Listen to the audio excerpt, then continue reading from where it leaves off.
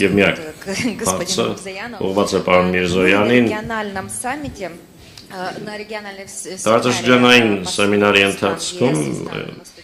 Արևելյան Եվրոպայում ԵՄՏ սպաների հետ հանդիպման ժամանակ դուք ասացիք, որ անվտանգության գոյություն ունեցող ճարտարապետությունը արդյունավետ չէ։ Արդյոք մենք պիտի Երևանից այդ հայտարարության ֆորում կամ վերաձևակերպում ԱՊՀ երկրների Ռուսաստանի հետ համագործակցության եւ հնարավոր է արդյոք որ Երևանը փնտրելու է նոր ռազմավարական գործընկերներ, օրինակ Եվրոպայում։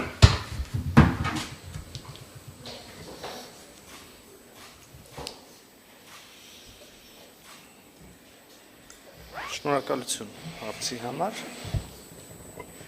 Դուք մեջ բերեցիք իմ երեկվա խոսքերը, կարծում եմ ճիշտ կլիներ նաև փոխանցել ամբողջական համատեքստը։ Ես իհարկե խոսում էի նախ եւ առաջ ընդհանրապես աշխարհում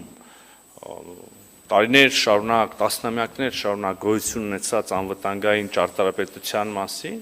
եւ այն մասին, որ վերջին տարիներում առհասարակ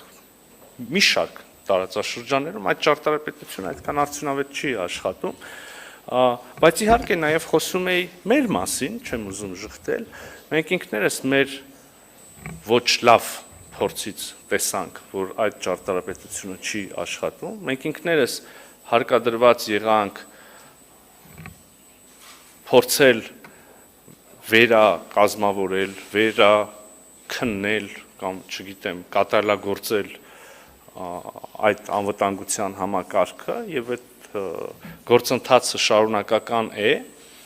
մասնավորապես անդրադառնալով հարցին այն մասին, թե մենք արդյոք պատրաստվում ենք վերաֆորմատավորել մեր դաշնակցային հարաբերությունները Ռուսաստանի Դաշնության հետ, ուզում եմ շատ ուղիղ պատասխանել, ոչ, մեր պարտավորությունները եւ իրավունքները եւ մեր մտադրությունները միմյանց նկատմամբ հստակ գրված են թղթի վրա, ստորագրված են, ավելացված են եւ դրանք որևէ մեկը չի լուծարել, միևնույն ժամանակ հայտնի են հայաստանյան կողմի մտահոգությունները այն մասին, որ նախատեսված միջոցառումները, մեխանիզմները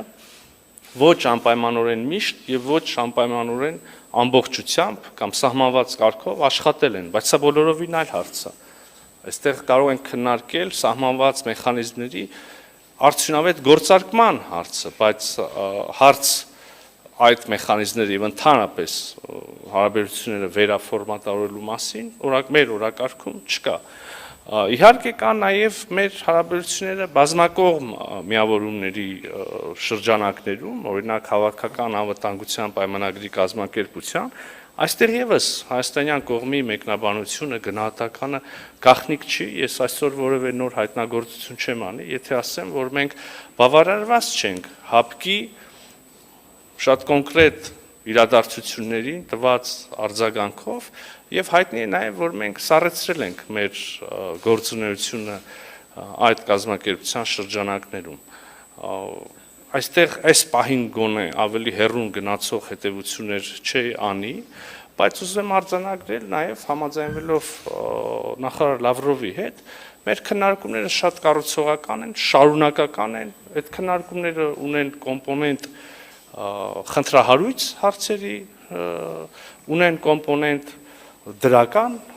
դինամիկա ունեցող հարցերի, առողջ գործընկերային